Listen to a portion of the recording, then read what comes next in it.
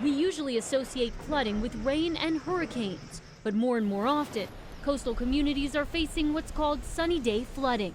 We're seeing a lot of water just from high tides that ends up on streets, ends up in sewer drains, and causes harm. This type of flooding now happens twice as often as it did 2 decades ago, according to the National Oceanic and Atmospheric Administration. UNC Wilmington professor Phil Bresnahan says high tide flooding events are becoming more common across the state, too. Now he's developing low-cost sensors for communities to measure water levels and water quality, which he says is getting worse with more frequent flooding.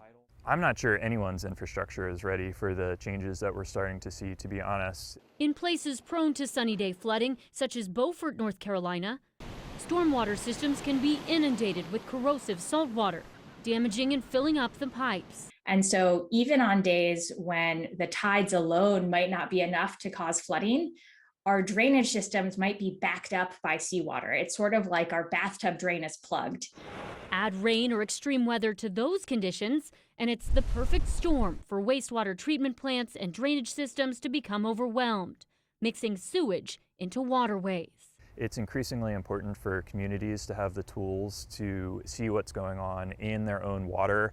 And examine the need to update infrastructure for a problem only expected to worsen as sea level rise accelerates. Liz McLaughlin, WRAL News.